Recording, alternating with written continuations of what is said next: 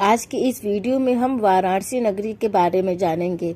वाराणसी को पहले काशी कहा जाता था, लेकिन काशी वाराणसी में कैसे बदल गई, आज इसी वीडियो में हम ये जानेंगे।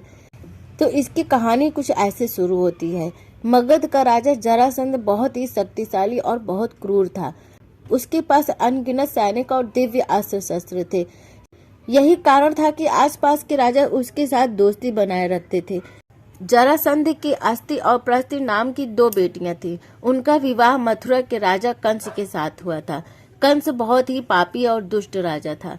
प्रजा को उसके अत्याचार से बचाने के लिए भगवान श्री कृष्ण ने उसका वध किया था।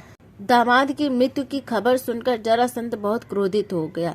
बदले की ज्वाला में जलते हुए जरासंध ने कई बार मथुरा पर आक्रमण किया, लेकिन हर बार श्री कृष्ण ने उसे हराकर जीवित छोड़ दिया। एक बार उसने कलिंग राजा पौंड्रक और काशी राज के साथ मिलकर मथुरा पर आक्रमण किया, लेकिन भगवान श्री कृष्ण ने उनको भी पराजित कर दिया। जरासंध वहां से भाग गया, लेकिन श्री कृष्ण ने पौंड्रक और काशी राज को मार दिया।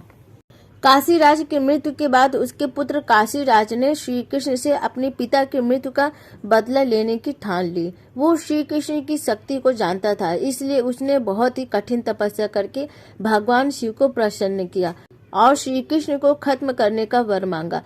भगवान शिव ने उसे कोई दूसरा वर मांगने के लिए कहा, लेकिन वो अपनी ही मांग पर अड़ा रहा कि उसे यही वर चाहिए। तब शिव ने अपने मंत्रों से एक भयंकर कृत्य बनाया और उसे देते हुए बोले कि तुम इसे जिस दिशा में जाने का आदेश दोगे, ये उस दिशा में स्थित राज्य को जलाकर राख कर देगी। लेकिन ध्यान रखना कि इसका प्रयोग किसी ब्राह्मण भक्त पर मत करना, नहीं तो इसका परिणाम उल्टा होगा। ये कहकर भगवान शिव अंतर्ध्यान हो गए। वहीं दूसरी तरफ दुष्ट कालयवन का वध करने के बाद श्री कृष्ण सभी मथुरा वासियों को लेकर द्वारिका आ गए थे। काशी राज ने श्री कृष्ण का वध करने के लिए कृत्या को द्वारका की ओर भेज दिया। काशी राज को ये पता नहीं था कि भगवान श्री कृष्ण ब्राह्मण भक्त हैं, इसलिए द्वारका पहुंचकर भी कृत्या उनका कुछ भी बिगाड़ नहीं पाई। उल्टी श्री कृष्ण ने ही अपना सुदर्शन चक्र उसकी ओर चला दिया। सुदर्शन चक्र बहुत ही भयंकर आग उगलते हुए कृत्या की ओर झपटा। अपने प्राण संकट में देखकर कृत्या भयभीत होकर काशी की ओर भागी। सुदर्शन चक्र ने भी उसका पीछा करना शुरू कर दिया। काशी पहुंचकर सुदर्शन ने कृत्या को भस्म कर दिया, लेकिन फिर भी उसका क्रोध शांत नहीं हुआ था और उसने क्रोध में काशी नगरी को ही भस्म कर दिया।